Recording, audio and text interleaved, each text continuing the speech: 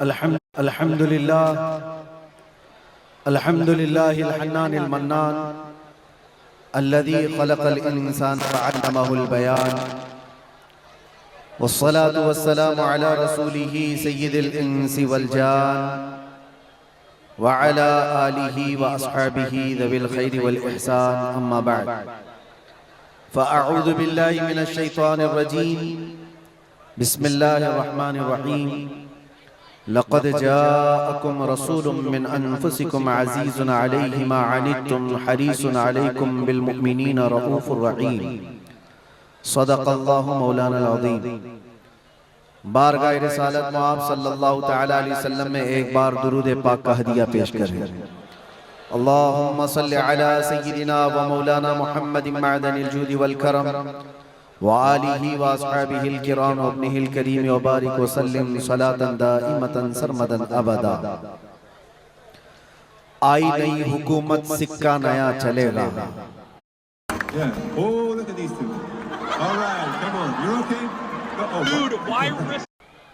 आई नई हुकूमत, सिक्का नया चलेगा।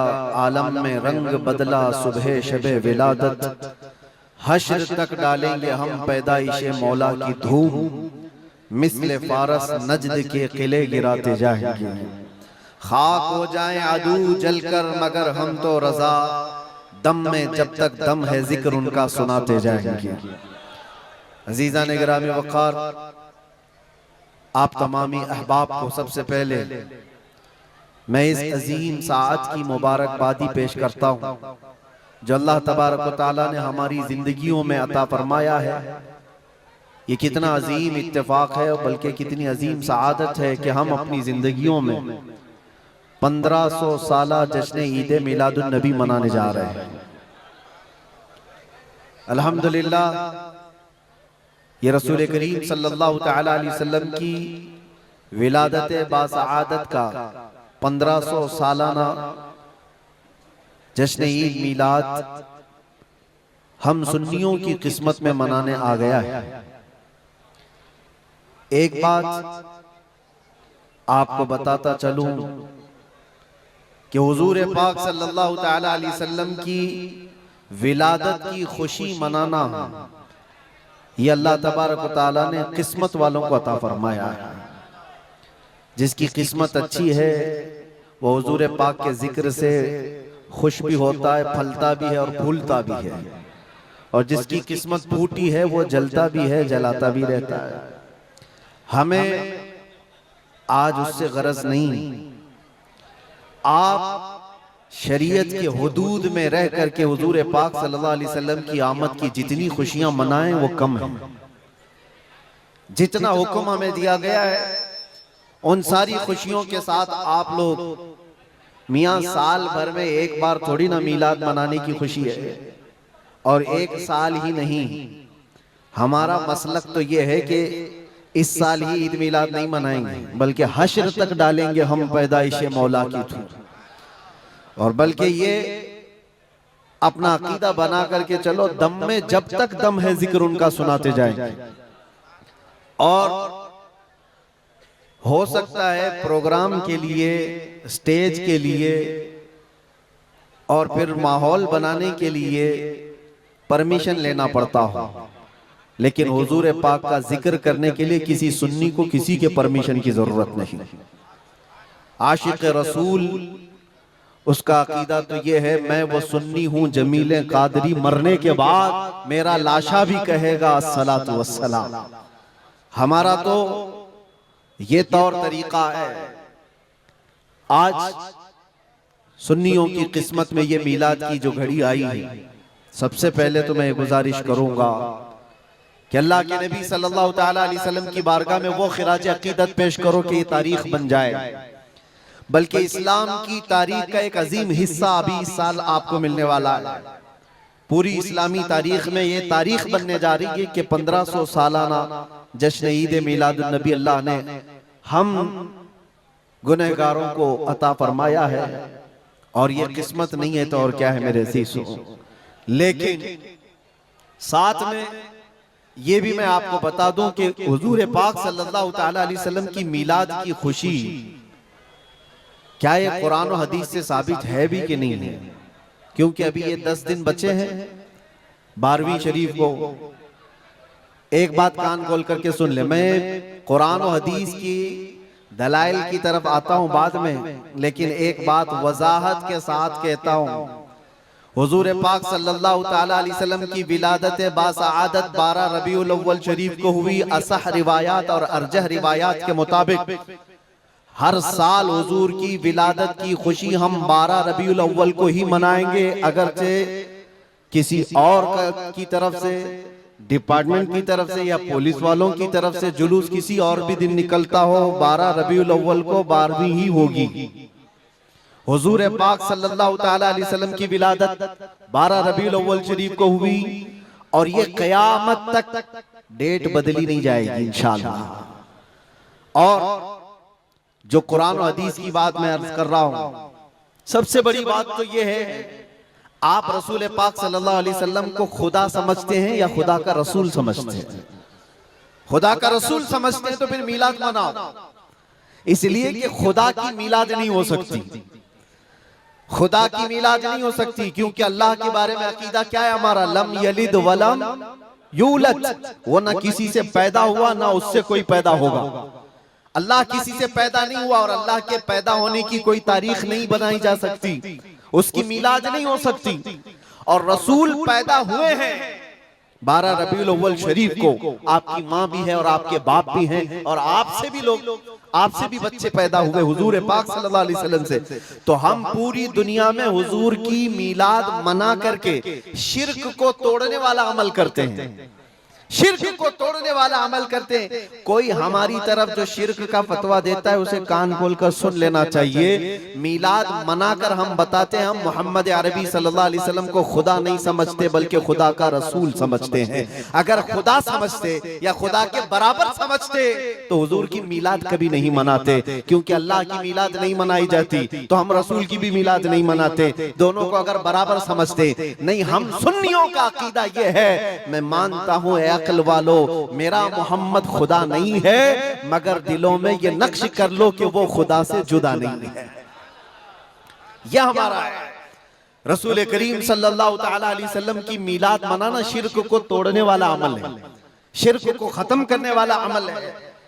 और आपको एक बात ये भी बता दूं, हुजूर अकरम सल्लल्लाहु ताला अलैहि वसल्लम की विलादत जिस दिन हुई थी पूरी कायनात में बहुत कुछ तब्दीलियां आई थी, जो सही रिवायात में मौजूद हैं। बहुत तब्दीलियां आई थी।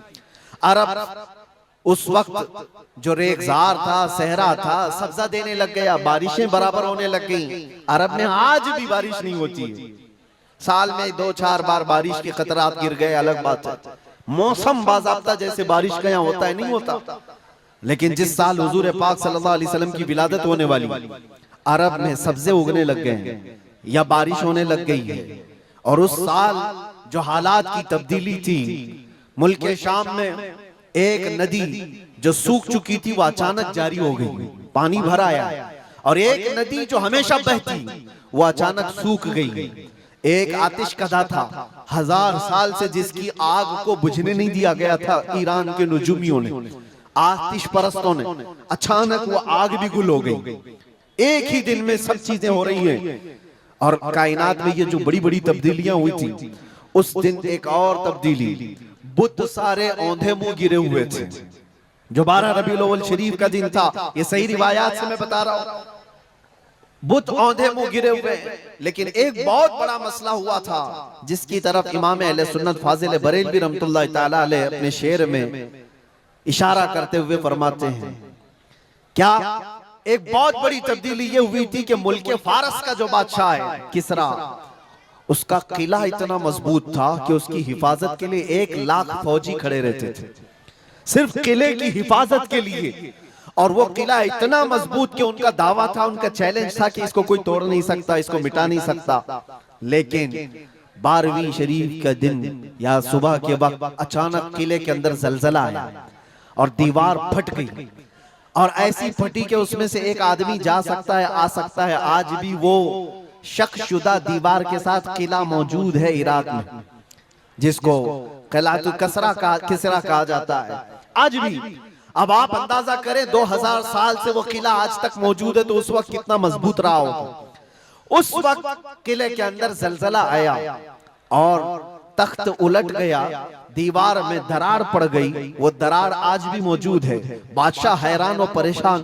दूसरे दिन सारे नजूमियों को बुलाया गया और पूछा गया कि ये क्या माजरा है कि इतना मजबूत किला कैसे ये टूट गया, या इसकी दीवार में शगाफ कैसे आ गई है। तो सारे नजूमियों ने अपने इल्म के मुताबिक जो नतीजा निकाला, बादशाह से कहा दर हकीकत ये जलजला आम जलजला नहीं है, ये तेरी दीवार का टूट जाना ये आम सी बात नहीं है। हमारा इल्म ये बता रहा है कि इस रुए जमीन पर अल्लाह का कोई नबी पैदा हुआ है जो तेरी सल्तनत को खत्म करने वाला है। एक बच्चा अरब में ऐसा आया है, आई नई हुकूमत, सिक्का नया चलेगा, आलम में रंग बदला, सुबह शबे विलादत। उस दिन जो हुआ था उसको इमाम अहले सुन्नत क्यों फरमाते हैं, वो एक दिन की बात है ना। हुजूर की विलादत हुई, फारस के किले में क्या हुआ, जलजला आया। हुजूर की विलादत इधर मक्का में हुई और मुल्क फारस में जलजला आया और किले के अंदर दरार आई। अब सुनो, आला हजरत कहते हैं हश्र तक डालेंगे हम पैदाइश मौला की धूम, यानी कयामत तक हम रसूलुल्लाह की मिलाद का जिक्र धूमधाम से मनाएंगे। इसका असर क्या होगा, फारस में तो देखा था किले में जलजला आ गया था, हुजूर के पैदाइश के जिक्र से ही किला हिल गया था। अब हम जब जब जिक्र करेंगे मिसले फारस नजद के किले गिराते जाएंगे, मिसले फारस नजद के किले गिराते जाएंगे। आज जिन लोगों के किले गिरते हैं या हिलते हैं वो जिक्र मुस्तफा से ही गिरते हैं, लेकिन उसका हमें कुछ असर नहीं होना चाहिए। खाक हो जाएं अदू जलकर मगर हम तो रजा, दम में जब तक दम है जिक्र उनका सुनाते जाएंगे। अजीजा ने गिराम वक़ार,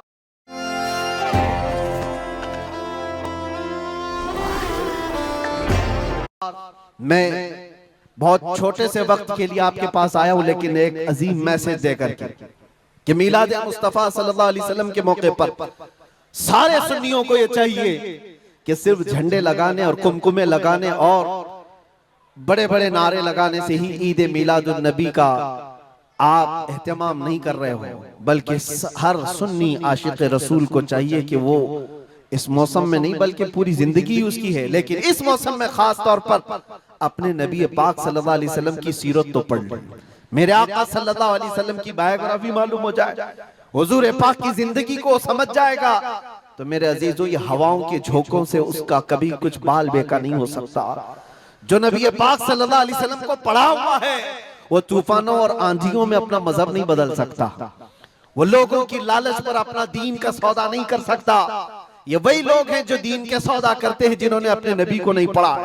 हुजूर पाक सल्लल्लाहु अलैहि वसल्लम को जिन आंखों ने एक बार देखा है वो सहाबा की जिंदगी तो देख लें, उनको खोलते हुए तेल में भी डाल दिया गया, मगर दामन मुस्तफा से हाथ हटाना तो दूर की बात है, जुबान पर लफ्ज लाना भी उन्होंने कभी गवारा नहीं किया। जानते हो, 3 भाई थे, ये कलयुगी में एक हिकायत लिखी हुई है, 3 सगे भाई थे, एक ईसाई बादशाह ने गिरफ्तार कर लिया, तीनों जवान थे, 20 से 30 साल के बीच में, और बादशाह ने कैद करके उनको सबसे पहले क्या कहा, तुम अपना दीन बदल लो, धर्म परिवर्तन कर लो, मोहम्मद अरबी सल्लल्लाहु अलैहि वसल्लम के जो कसीदे गाते हो छोड़ दो।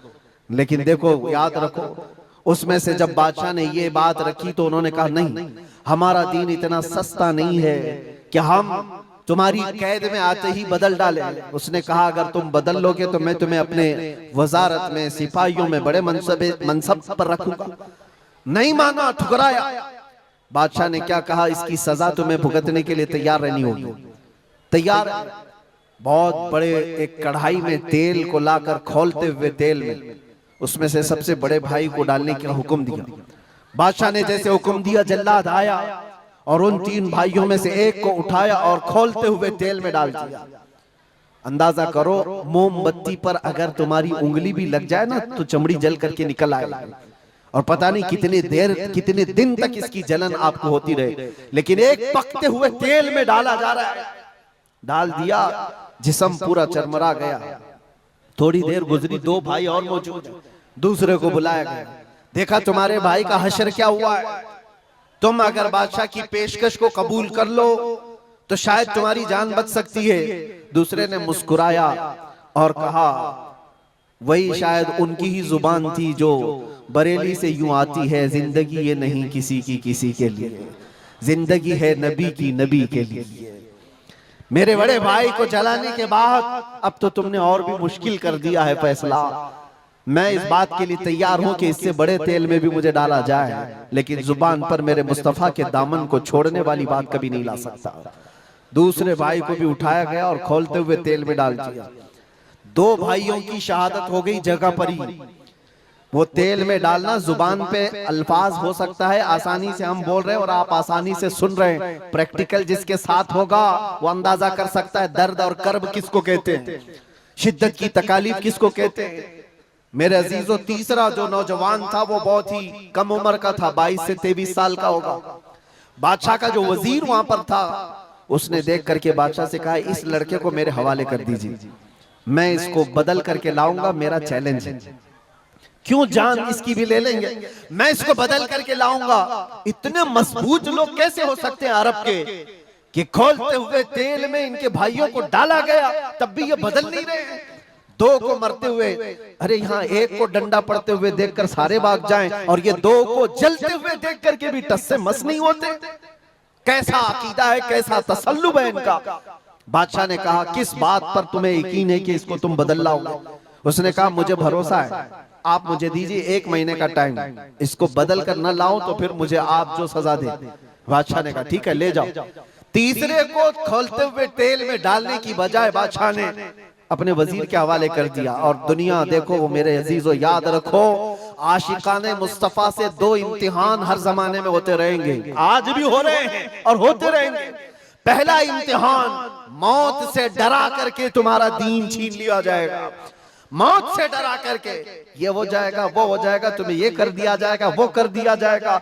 मौत का डर, खौफ तुम्हारे कदमों में डगमगाहट लाने के लिए लाया जाता। अगर मौत से नहीं डरता कोई आदमी तो उसके साथ दूसरा पेंतरा क्या खेला जाता है। ये दुनिया का दस्तूर है, हमेशा से जब देखती है दुनिया के ये मौत से डरता नहीं है तो फिर इसको औरत और दौलत की लालच से खरीदने की कोशिश की जाती है।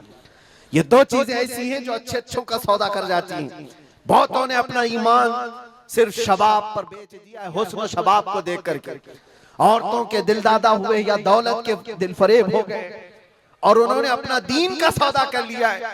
नौजवानों याद रखो, तुम्हारी जिंदगी में अगर ये 2 इम्तिहानों में से कोई इम्तिहान आए तो अपने नबी पाक को याद कर लेना, हुजूर को याद कर लेना और अल्लाह के नबी सल्लल्लाहु अलैहि वसल्लम की बारगाह में ये इस्तिगासा कर लेना कि मेरे आका, बड़ा सख्त और कठिन वक्त आया है। दुनिया मौत से डरा करके कभी मेरा ईमान छीनने की कोशिश कर रही है, अगर उससे मैं नहीं डगमगाया तो दुनिया मुझे हुस्न शबाब की लालच दे करके अपनी तरफ लेना चाहती है। अब उस वजीर ने क्या किया, उस छोटे से नौजवान लड़के को अपने घर ले गया और उसकी बेटी थी जो निहायत हसीन और जमील, बहुत खूबसूरत लड़की उस वजीर की थी। अपनी बेटी को बुलाया और कहा, बेटी तेरे लिए एक काम देता हूँ, 1 महीना हमको मिला है, इस नौजवान को अपनी मोहब्बत में, अपने हुस्न जमाल में लेकर के आजा, बादशाह सलामत से जो इनाम चाहे तुझे ला करके दे दूंगा। अपनी लड़कियां आशिकाने मुस्तफा को खरीदने के लिए कल भी भेजे जाते थे, आज भी भेजी जा रही है। हो सकता है बहुत सारी जगहों पर जो हमारे लोग मुर्तद होते जा रहे हैं, वो जो बच्चियां आज अपने दीन और ईमान का सौदा करके भागती हैं किसी गैर के साथ और कहीं जा करके शादियां रचाती, वो ये समझती हैं कि ये कॉमन सी बात है। वो दीन बेचने वाले लोग हैं, उनका हिस्सा दीन इस्लाम में कुछ नहीं। कल कयामत के दिन देखना, तुमने अपने नफ्स की खातिर एक गैर मुस्लिम के साथ भाग करके निकाह किया, चाहे वो बेटी हो कि बेटा हो, अपने दीन से सौदा किया है और गद्दारी की है। कल कयामत के दिन मुंह तो अल्लाह को दिखाना है, हुजूर की शफाअत के बगैर तो कुछ होना नहीं है। देखना हश्र में जो हुजूर पाक सल्लल्लाहु ताला अलैहि वसल्लम के साथ तुम खड़े रहोगे कि हम खड़े रहेंगे, वो वक्त आने वाला है। उस नौजवान के साथ क्या हुआ, वजीर ने अपनी बेटी तो लगा दी। अल्लाह की पनाह मेरे अजीजों, हुजूर पाक का इश्क का एक कतरा भी जिसके दिल में आता है, ऐसी चीजें उसके पांव को नहीं डगमगाती, न कभी उसका ईमान सामान खरीद सकती हैं, ना उसके दीन का सौदा कर सकती हैं। वो लड़की रोजाना आती, रात के वक्त बैठ जाती, और ये नौजवान जैसी महसूस करता मेरे कमरे में अकेले तन्हा रहने के बावजूद वजीर की खूबसूरत हसीनो जमील बेटी, जिसके निकाह के पैगाम बादशाहों के औलाद से आया करते थे, शहजादे निकाह का पैगाम भेजा करते, वो लड़की मेरे पास आकर बैठ जा रही है। नौजवान क्या करता था, मुसल्ला बिछाया और सजदे में गिर गया। जब तक वो उठती नहीं थी ये सर उठाता नहीं था। ये रात भर के सजदे इसके इसी तरह रहते, वो ऊँगती रहती, देखती रहती, इंतजार करती रहती और थक करके वापस चली जाती। महीना गुजरने को आया था मेरे अजीजों, उस नौजवान ने आंख भरकर एक बार देखा भी नहीं, और वो थक हार करके महीना खत्म होने के बाद उस नौजवान को मुखातब करके कहती है, ऐ नौजवान एक बार मेरे हुस्न को देख तो ले। मुझे देखने के लिए ये बादशाहों के बेटों की भी कतार लगती है, कई बड़े बड़े लोग पैसों के अंबार लगा सकते हैं मेरे हुस्न को देखने के लिए, एक तू है कि मैं आता हूं तो मुसल्ले पे गिर जाता है। उठ एक बार देख तो ले, मुझे अल्लाह ने कैसा हुस्न दिया है, कैसा जमाल दिया है, एक बार देख तो ले। उस नौजवान ने आंखें झपकाए बगैर, पलटे बगैर जवाब दिया कि ऐ खातून तू अपना ये हरबा इस्तेमाल करना बंद कर दे, ये तेरा काम मुझ पर चल नहीं सकेगा। वजह यह है जिन आंखों में एक बार जमाले मुस्तफा बस चुका हो उसको दुनिया का हुस्न कभी धोखा नहीं दे सकता, दुनिया का जमाल उसे खरीद नहीं सकता। वो खातून उठ गई और जवान की इन बातों से उसके दिल पर ऐसा वलवला तारी हुआ। वो खातून कहती है, ऐ नौजवान खड़ा हो जा, मैं तुझे खरीदने नहीं आई, मैं तुझे अपनी दामे फरेब में फंसाने नहीं आई, उठ जा, अब मेरी एक अर्जी सुन ले। नौजवान उठा और पूछा क्या अर्जी है। कहती है कि मैं अब तेरी मोहब्बत में गिरफ्तार हूँ, मैं चाहती हूँ कि तू मेरे दीन में ना आ बल्कि तू अपने दीन में मुझे दाखिल कर ले। जिसके हुस्न ने तेरी आंखों को ऐसा बाकमाल बनाया है कि तन्हा होते हुए भी कभी तूने मेरे हुस्न को नहीं देखा, मैं चाहती हूँ कि उस हुस्न के पैकर जमाले मुस्तफा की मैं भी दिलदादा हो जाऊं। उस नौजवान को उठाया और कहा, मुझे पढ़ा दे ला इलाहा इल्लल्लाह मुहम्मदुर रसूलुल्लाह। हर जमाने में आशिकाने मुस्तफा जो होते हैं, हर जमाने में जो आशिकाने मुस्तफा होते हैं, वो दूसरों की छाप अपने ऊपर लेते नहीं हैं, बल्कि जहां जाते हैं अपनी छाप दूसरों पर छोड़ करके आते हैं। यही होती है जिंदगी आशिकाने मुस्तफा की। उस नौजवान ने उसे कलमा तैयबा पढ़ाया और उस खातून ने कहा, चलो यहाँ से निकलो, कुफरिस्तान से निकल करके हम निकाह करते हैं और साथ जिंदगी गुजारेंगे। तवज्जो चाहता हूँ, तवज्जो चाहता हूँ, ये मेरी बात को खत्म होने दो।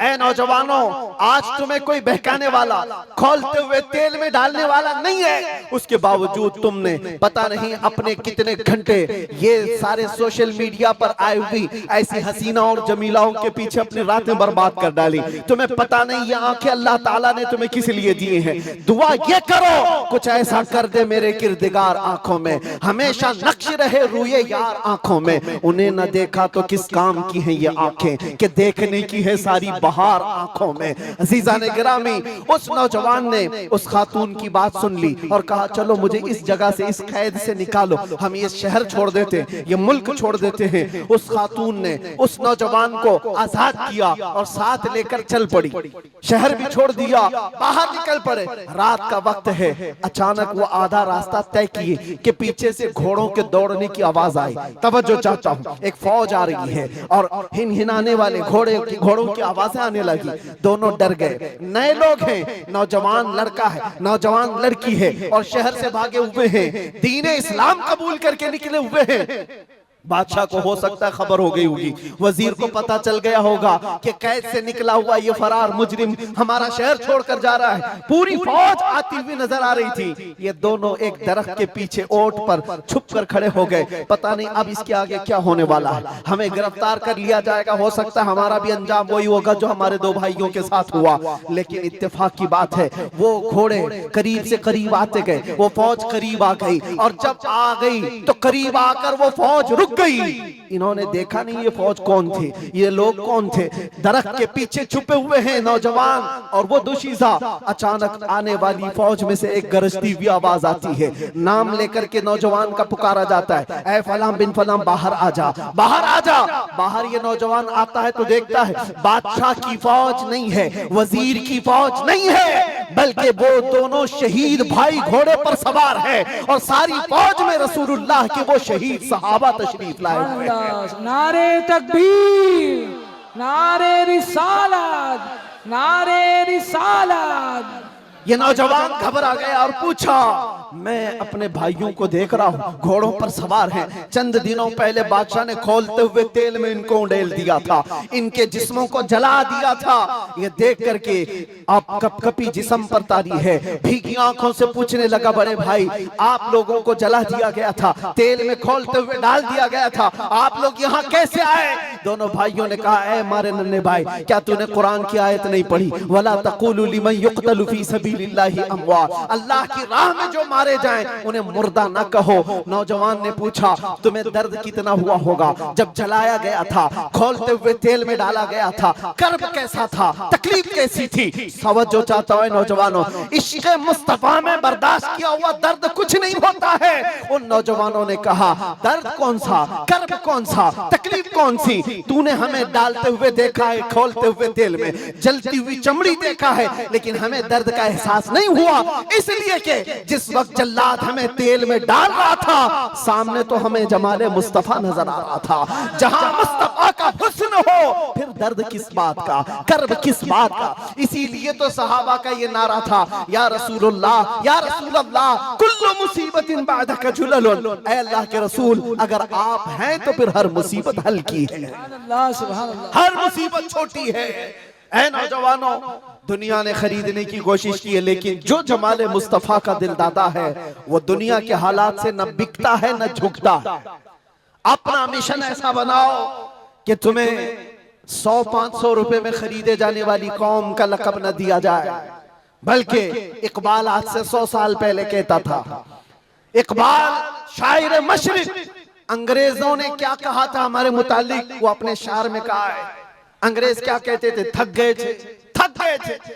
आपको क्या पता है हिंदुस्तान की इस आजादी में जितने आज बड़े बुलंद बांग दावे किए जाते हैं, पता है नौजवानों, तारीख याद रखो, 30,000 उलमाए अहले सुन्नत को इन्होंने दिल्ली से लेकर कश्मीर तक हर झाड़ी पर फांसी पे लटकाया हुआ था। 30,000 उलमाए अहले सुन्नत। काला पानी की सजा अंडमान निकोबार में किसको दी गई थी? अल्लामा फजले खैराबाद, इनायत अहमद काकोरवी, जिनकी पीठ की हड्डी तोड़ दी गई थी, खड़े नहीं हो सकते थे। 8-8 साल 10-10 साल तक झुकी हुई कमर के साथ इनको सजाएं दी गई। किफायत अली काफी कौन है, जिनको भरे बाजार में चौराहे पर लाकर अंग्रेजों ने फांसी पर चढ़ाया था। जालिमात तारीख भुला देते हैं, या तारीख के चेहरे पर आज मट्टी थोपने की कोशिश की जाती है और हमारे नौजवान है कि याद नहीं रखते हमारी तारीख। या आशिकाने मुस्तफा थे, अंग्रेजों की नाक में अगर किसी ने दम किया था तो वो आशिकाने मुस्तफा की जमात थी, आशिकाने मुस्तफा की जमात थी। किफायत अली काफी को सूली पर चढ़ा रहे थे, लेकिन जानते हो उससे पहले किफायत अली काफी एक आलिम दीन, एक आलिम दीन, उस आलिम दीन को गिरफ्तार करने के लिए कितने कुत्ते आए थे।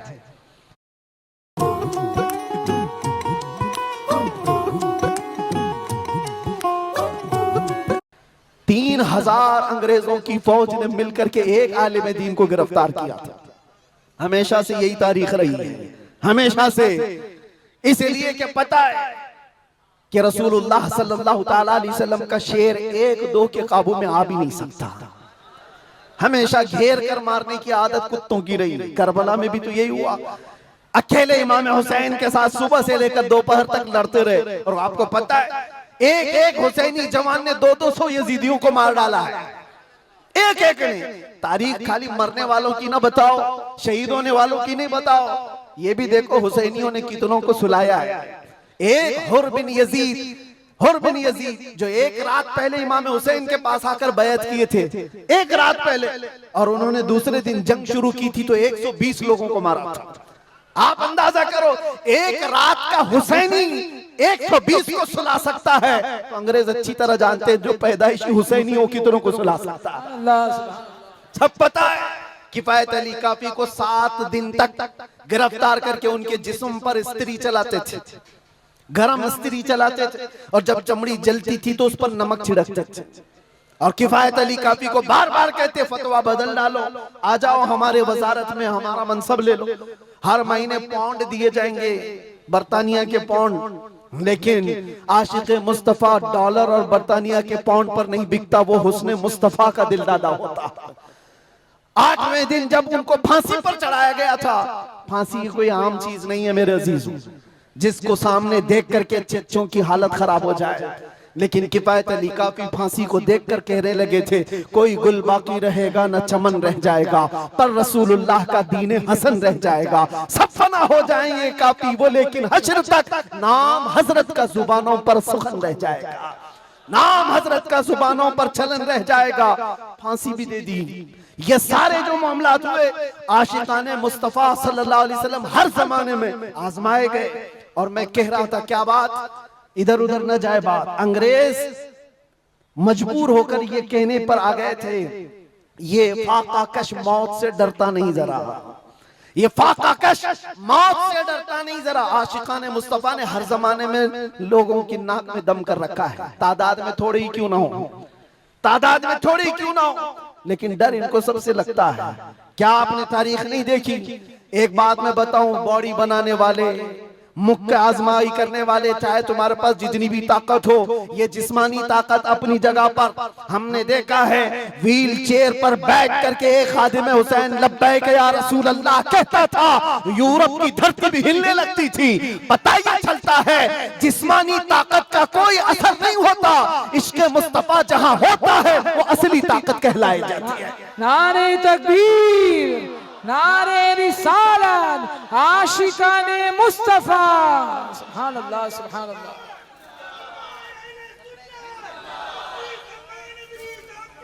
जिंदाबाद, अल्लाह अकबर, आला हजरत, आला हजरत, आला हजरत, आला हजरत, अल्लाह अकबर, या रसूल अल्लाह, जिंदाबाद, जिंदाबाद। मेरे अजीजों, बात सिर्फ इतनी है, यही मैंने एक साहब से पूछा था कि मियां तकरीरें बहुत होती हैं, भाषण भी बहुत होते हैं, क्या क्या नहीं कहा जाता। हमने खाली कुछ देर की खामोशी ही तो कहा था। खामोशी कहना क्या इतना बड़ा जुर्म बन गया? वो तो आप सबको भी पता है, कहां कहां से हमारे जुलूस निकाले गए, कहां कहां का क्या क्या देखा। बहरहाल मैं वो दास्तानें बताने नहीं आया हूं, लेकिन इतनी बात मुझे आज भी एहसास दिलाती है, ये अल्लाह का करोड़ा एहसान है। तुमने मुझे हथकड़ियां पहनाई है, घुमाया, जहां भी रखा, जिस तरह भी रखा।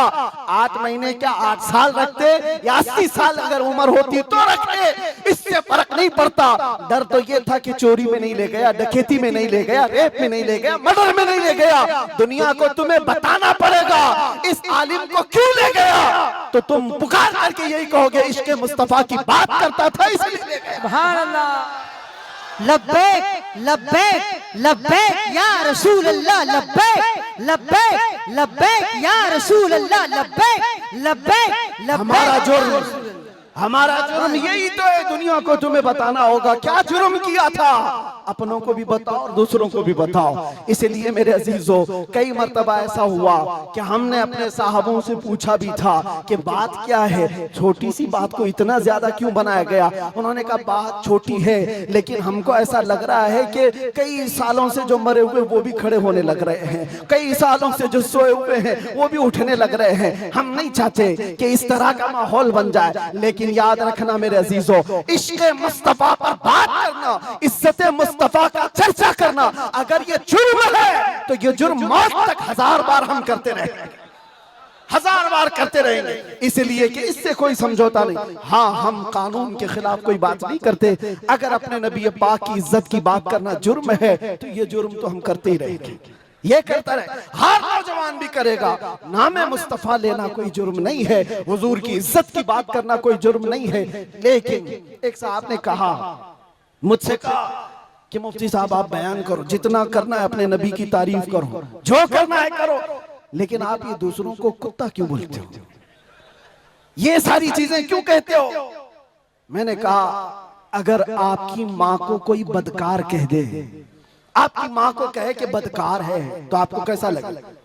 तो वो खड़े हो गए, कहा मेरी माँ को क्यों मिसाल में ला रहे हो, आप मेरी माँ के बारे में मिसाल क्यों दे रहे हो। मैंने कहा अभी तो मिसाल ही दिया, गाली नहीं दिया। खाली मिसाल, सपोज, एग्जाम्पल, इस पर आप इतना भड़क गए। याद रखो मेरे अजीजों, आप अपनी माँ से जितना मोहब्बत करते हैं, करोड़ों माँ से ज्यादा एक सुन्नी आशिक रसूल अपने नबी से मोहब्बत करता है। हमारी जाने कुर्बान उस नबी पाक की जात पर। आप रुए माजना में मुस्तफास, आप क्या समझते हो दुनिया में जो इज्जत है वो हमारी टोपी दाढ़ी से है, हमारे जुब्बे कुब्बे और हमारे रंगो नस्ल से है। हमें इज्जत हमारे रंगो नस्ल और हमारे नाम और नमूद, हमारे इल्म और हमारे मनसब, हमारी पगड़ी और हमारे जुब्बे नहीं दिलाते। हमें जो इज्जत मिलती है वो किस बात पर? जब तक बिके न थे तो कोई पूछता न था, या रसूल अल्लाह तुमने खरीद कर हमें अनमोल कर दिया।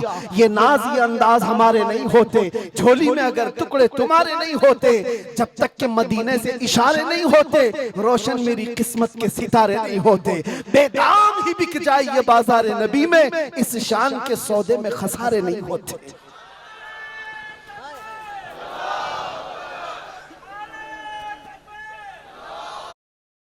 जेन ज़ी वर्सेस मिलेनियल्स, चलिए देखते हैं इन दोनों जनरेशन्स में कुछ कॉमन है भी या नहीं। आप किस बात मैं अभी खत्म करने आ रहा हूं, बस आप इस बात को अंदाजे में रखो मेरे अजीजों।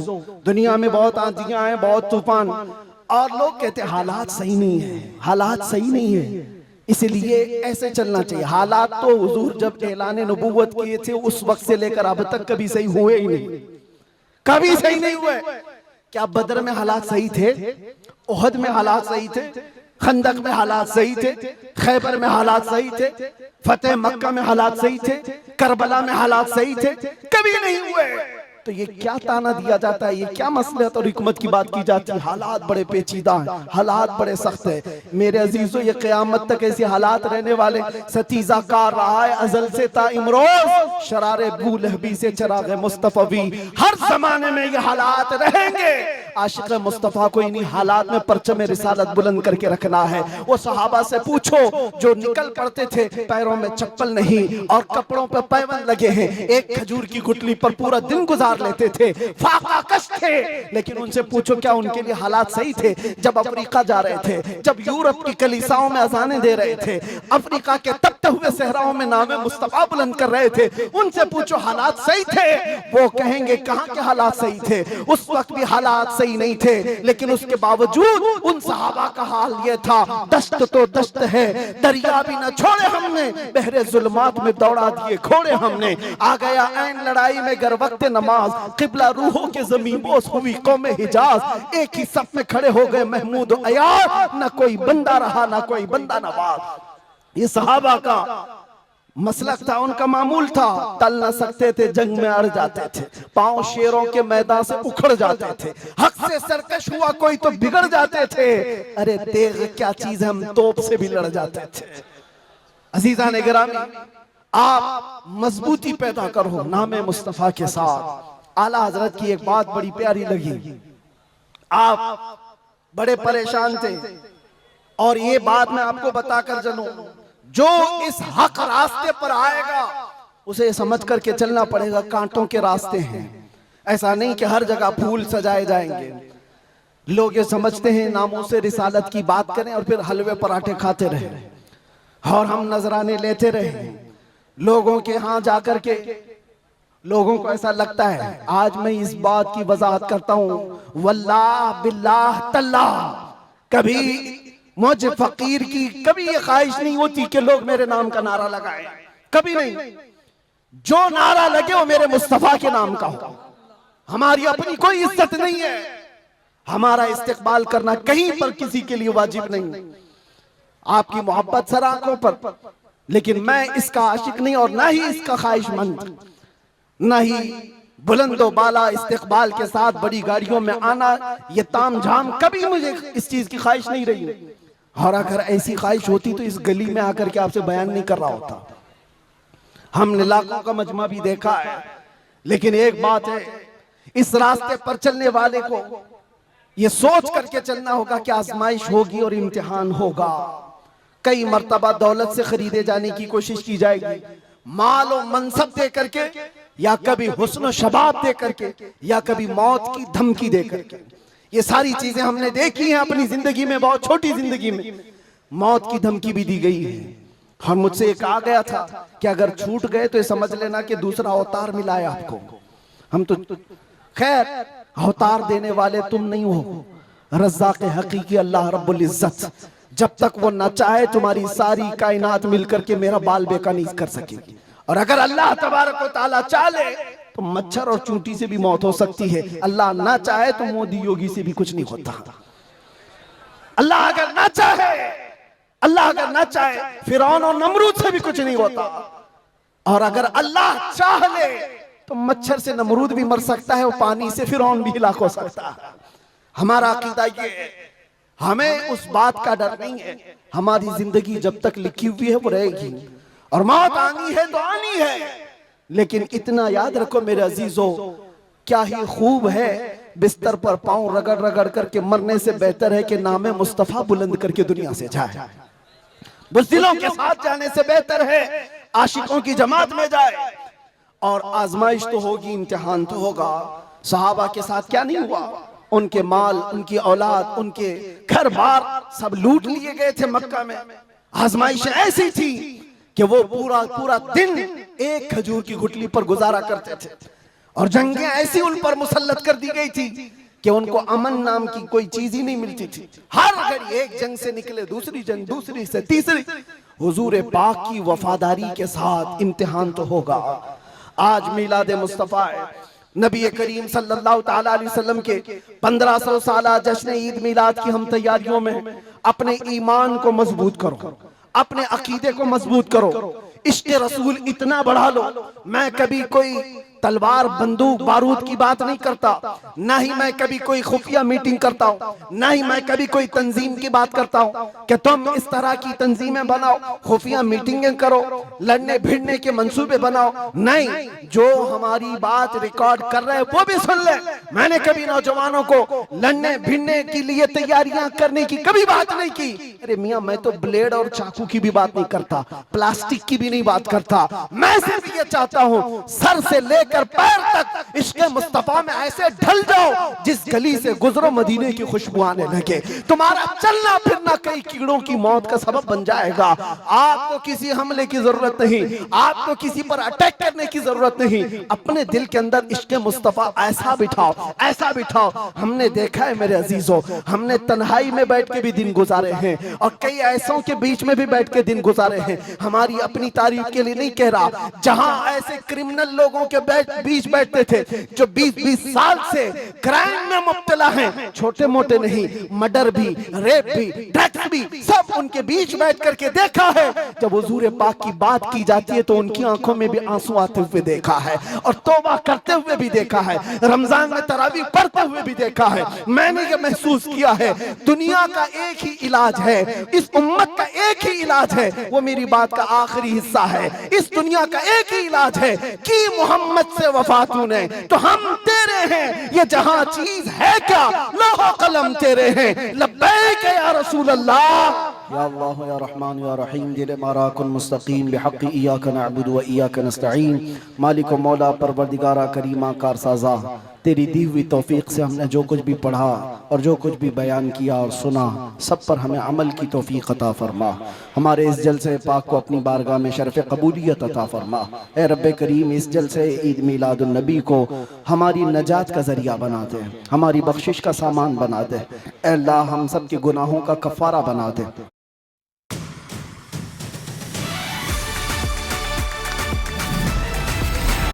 जितने बच्चे, बूढ़े, जवान, मर्द, ख़वातीन इस जलसे पाक में हाजिर है मौला, इस जलसे से निकलने से पहले सबकी बख्शिश का ऐलान फरमा है। अल्लाह, नाम मुस्तफ़ा के लिए हाजिर आए हुए ही चेहरे हैं, इश्क़ मुस्तफ़ा की भीख मांगते मौला, हमारे दिलों से हुब्बे दुनिया को ख़त्म फरमा दे, हमारे दिलों पर दूसरों का रौब और खौफ ख़त्म फरमा दे। अल्लाह करीम, इस दिल को तेरे दरबार में पेश करते इसमें इश्क़ मुस्तफ़ा अता फरमा दे। अल्लाह, हमारा दिल धड़कता रहे तो तेरे नबी पाक के नाम नाम से धड़कता रहे। हम सबको नामूस मुस्तफ़ा के सिपाहियों में शुमार फरमा। ऐ अल्लाह इस पूरे इलाके को मरकज़ इश्क़ रसूल बना दे। ऐ अल्लाह हमारी नस्लों में क़यामत तक आशिक़ाने मुस्तफ़ा पैदा फरमा। हमारी औलाद को, हमारी नस्लों को, हमारे ख़ानदान को बदअक़ीदा और गुमराह होने से महफूज फरमा। या रब्बल आलमीन या अकरमल अकरमीन, जिस तरह इन्होंने इस जलसे को सजाया है, इनको और हम सबको हमारी कब्रों को सजाने की तौफ़ीक़ अता फरमा। ऐ अल्लाह हम सब की कब्रों को रोशन फरमा दे। या रब्बल आलमीन या अकरमल अकरमीन, हमारी माओं, बहनों, बच्चियों, बेटियों, बहुओं, बीवियों, सबको हमने तेरे हवाले कर दिया। उनकी इज्जतों की हिफाजत फरमा। ऐ अल्लाह ए करीम खुदा, हम सब में जो बीमार हैं उन्हें शिफा अता कर दे, जो भी औलाद है उन्हें साहिब औलाद बना दे, और जो कर्ज में डूबे हुए उनके कर्जों में आसानियाँ अता कर दे। ऐ अल्लाह जो बेरोजगार है उन्हें हलाल रोजियाँ अता फरमा, जो नाहक मुकद्दमे और जेलों में हो उनको आज़ाद फरमा दे। ऐ करीम खुदा रहमान रहीमीन, मौला तेरे दरबार में आखिर में ये इल्तिजा है, न जाने ये आंखें कब हमेशा के लिए बंद हो जाएं। इन आंखों के बंद होने से पहले एक बार तेरे हबीब पाक के चेहरे की जियारत नसीब फरमा। ऐ अल्लाह दुनिया में हर आफत से बचाना मौला, उक़बा में न कुछ रंज दिखाना मौला, बैठे जो दरे पाक पैगंबर के हुजूर ईमान पे उस वक्त उठाना मौला। कुछ ऐसा कर दे मेरे किरदगार आंखों में हमेशा नक्श रहे रूए यार आंखों में। उन्हें न देखा तो किस काम की हैं ये आंखें कि देखने की है सारी बहार आंखों में। ऐ अल्लाह हमारी दुआओं को तेरे हबीब पाक के नालैन के सदक़े कबूल व मकबूल फरमा। इन्नल्लाह व मलाइकतहु युसल्लूना अलन नबी या अय्युहल्लज़ीना आमनू सल्लू अलैहि व सल्लिमू तस्लीमा। अल्लाहुम्मा सल्लि अला सय्यिदिना मुहम्मदिन मअदनिल जूदि वल करम व आलिहि व अस्हाबिहिल किराम व इब्निहिल करीम व बारिक व सल्लिम। दअवाहुम फीहा सुब्हानक अल्लाहुम्मा व तहिय्यतुहुम फीहा सलाम व आखिरु दअवाहुम अनिल हम्दुलिल्लाहि रब्बिल आलमीन। जब दमे वापसी हो या अल्लाह, जब दमे वापसी हो या अल्लाह, लब पे जारी हो बस ला इलाहा इल्लल्लाहु मुहम्मदुर रसूलुल्लाह। एक ऐलान मेरी तरफ से, जुलूस ईद मिलादुन नबी सल्लल्लाहु अलैहि वसल्लम आएगा तो है नौजवानों, पूरी दुनिया आपको देख रही होगी। मेरा ये बयान हर आशिक रसूल तक पहुंचे। पूरी दुनिया उस वक्त आपके चलने फिरने के अंदाज को देख रही होगी। बड़े बड़े डीजे लाना और उस पे गानों की धुन की तरह थिरकना इस्लाम में हराम है, हराम है, हराम है। और एक हराम काम से अपने नबी पाक की मिलाद नहीं मनाई जा सकती। याद रखो, तुम अगर अपना इंटरटेनमेंट करना चाहते हो तो किसी और जगह जाकर करो, मिलाद मुस्तफ़ा को बर्बाद ना करो। मेरी ये गुजारिश है हर नौजवान को, आप सुन्नत मुस्तफ़ा सल्लल्लाहु अलैहि वसल्लम में मलबूस हो जाए और खूब खुशबू लगाए, खूब खैरात करे, और नारे भी हो, हुजूर की नातें भी हो सब जगह, लेकिन डीजे के जरिए से या उस दिन नशा करके दूसरों को तकलीफ पहुंचाना और अपने जिस्म को तकलीफ पहुंचाना अल्लाह के नबी सल्लल्लाहु अलैहि वसल्लम को ईजा देने के बराबर है। हुजूर तो ये फरमाते हैं, तुम्हारे तलवों में कांटा भी चुभे तो उसका दर्द मुझे होता है। आप अंदाजा करो, उम्मत मुस्तफ़ा हो और हुजूर पाक को ईजा देना और दर्द देना आपका मजहब नहीं हो सकता। उस दिन रोजा भी रख सकते हैं, खैरात भी कर सकते हैं, इश्क़ मुस्तफ़ा के नगमे भी